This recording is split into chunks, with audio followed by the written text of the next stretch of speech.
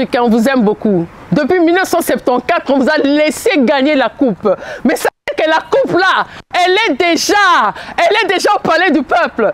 Cette coupe est déjà au palais de la nation. Cette coupe est en train de marcher sur la route. Le boulevard de Limete, le boulevard est en train de partir dans le Kolosi, dans le Lubumbashi, à Kisangani. La coupe là, c'est notre coupe. On ne va pas vous laisser la coupe. Chers voisins Brazzavillois, continuez à garder le fleuve. Oh. Continuez à garder le fleuve. Le fleuve là, nous allons amener cette coupe au fleuve Congo et nous allons fêter ensemble. Cette coupe là nous appartient. Nous l'avons déjà arrachée et cette coupe là va rentrer dans notre République et bien sûr à Kinshasa. Yes! Vendredi nous avons gagné. Yeah! Quart de finale. La République démocratique du Congo est arrivée au quart de finale à Abidjan. Ça crépite et ça crépita. La jonction de ça. Oui, bien sûr, nous sommes à la CAN, la Coupe d'Afrique des Nations. C'est un championnat merveilleux qui a bien sûr son histoire. Et que si vous ne comprenez pas l'histoire de la CAN, ce sera très difficile pour vous de comprendre ma joie. En 1956, la FIFA, qui est la Fédération internationale de football, ont décidé qu'il y ait une confédération africaine des nations, afin que nous puissions avoir la CAN, qui est la Coupe d'Afrique des Nations. Et en 2023-24, bien sûr, qu'on a commencé les matchs, nous sommes à Abidjan pour recevoir cette coupe. Nous sommes maintenant au quart de la finale et nous allons jouer notre match avec la Guinée ce vendredi. Et nous, bien sûr, des États-Unis, Illinois, Champaign, nous supportons bien sûr les Léopards parce qu'ils nous ont fait tellement de plaisir.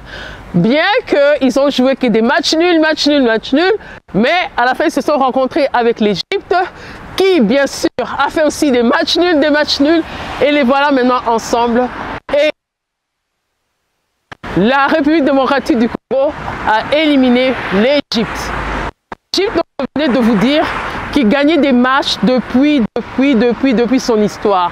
Il a même gagné 7 fois la Coupe d'Afrique, et même consécutivement, 2006, 2008, 2010, ils ont gagné ces coupes. Alors, pour vraiment l'Égypte, ils devaient éliminer, bien sûr, la République démocratique du Congo. Mais malheureusement, ils n'ont pas pu éliminer. Alors, coup de chapeau aux Léopards. L'histoire remonte et vers 1960, quand les eu l'indépendance, on a vu l'entrée du Ghana, on a vu l'entrée de Cameroun, l'entrée de Congo, Kinshasa qu'on appelait Congo-Brazza. On a vu d'autres pays africains aussi participer à cette coupe, bien sûr aussi gagner à cette coupe. Ne vous occupez pas, c'est notre train, c'est normal, on est content et la vie continue. La République démocratique du Congo a gagné la coupe 2 fois. En 1963, au Ghana, on n'appelait pas encore la République démocratique du Congo, mais on appelait plutôt Congo-Kinshasa, on avait gagné la coupe. Et après cela, en 1974, comme disent les Français en 1974, nous avons encore gagné la coupe avec un vaillant joueur qui s'appelait Pierre Ndaye Moulamba, qui a marqué les 4 buts contre la Zambie, parce que la première fois on a joué le match et c'était match nul contre la Zambie, mais on devait encore répéter le match et Pierre Ndaye a fait plaisir encore au Congo et nous avons gagné ce match en 1974. Sachant bien sûr qu'on était aussi les participants de la Coupe du Monde en 1974, mais ça c'est une autre histoire parce qu'on a perdu, on a joué contre l'Écosse, on a eu 2-0, on a joué contre la Yougoslavie, c'était 9-0, c'était vraiment la honte, mais c'était une histoire passée. Mais curieusement, 1974, on était les champions d'Afrique. La Coupe africaine des nations a une très grande histoire, une très belle histoire. C'est coupe, elle se fait chaque 2 ans.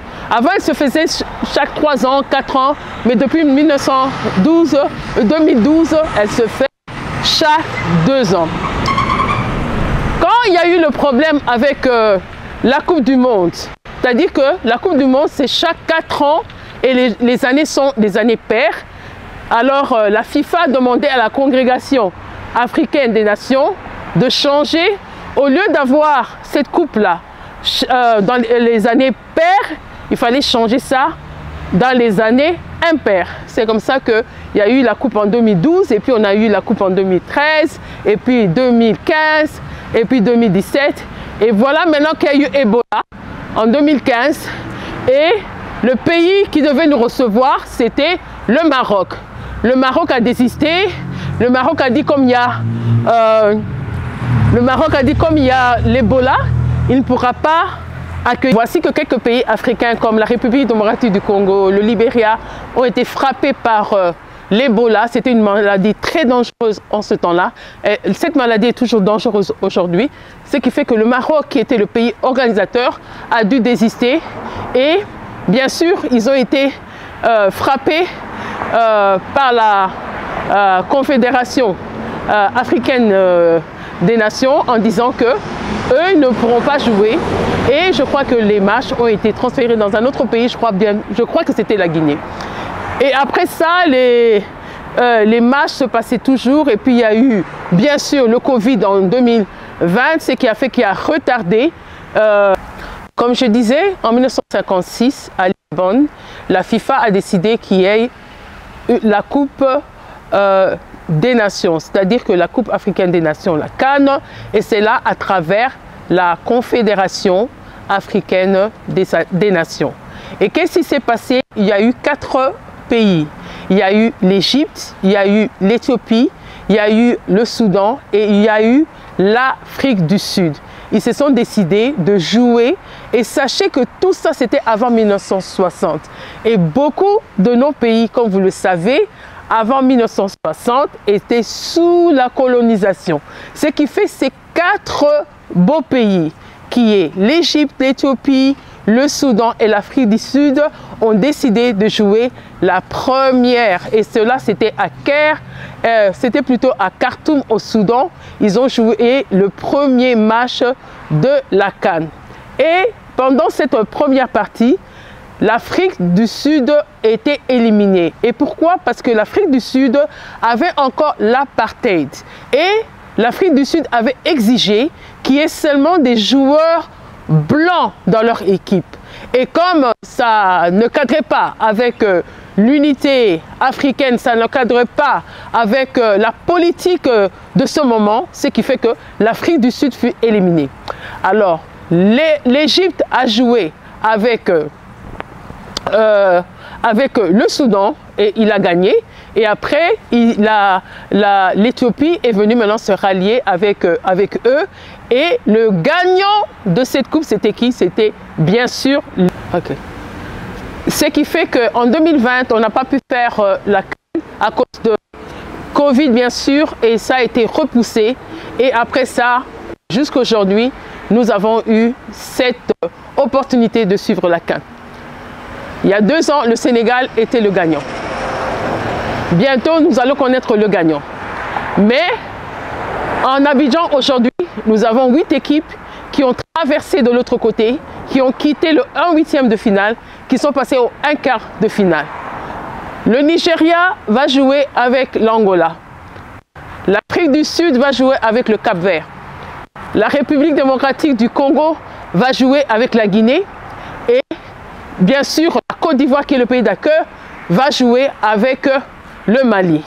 Donc ces 8 pays, bien sûr, de l'Afrique vont montrer encore leur force pour nous amener non seulement de quart de finale, mais ils vont nous amener aux demi-finales et après ils vont nous amener au final et on connaîtra le gagnant. Moi, je donne toutes les chances aux Léopards.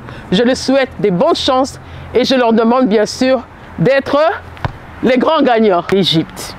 Chers joueurs, la nation, vous avez tellement fait transpirer la nation que la nation compte sur vous.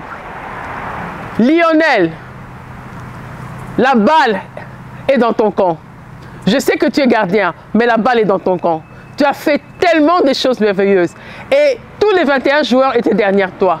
L'espoir de la République démocratique du Congo se trouve non seulement entre vos mains, mais sous vos pieds. Alors, de la même façon que vous avez dit que ces Égyptiens, nous ne les reverrons plus jamais, nous voulons que vous disiez aussi, ces Guinéens, nous ne les verrons plus jamais. Et nous voulons aussi que vous disiez que à la demi-finale, que ces Africains, nous ne les verrons plus jamais. Nous avons mis notre espoir sur vous. La réussite que vous avez fait passer il y a quelques jours en Égypte, cette même réussite, je vous le souhaite parce que la nation tout entière va se lever et dira que oui, nous avons eu 22 joueurs qui ont vraiment marqué l'histoire en 2024. Alors, on vous attend pour le match de vendredi.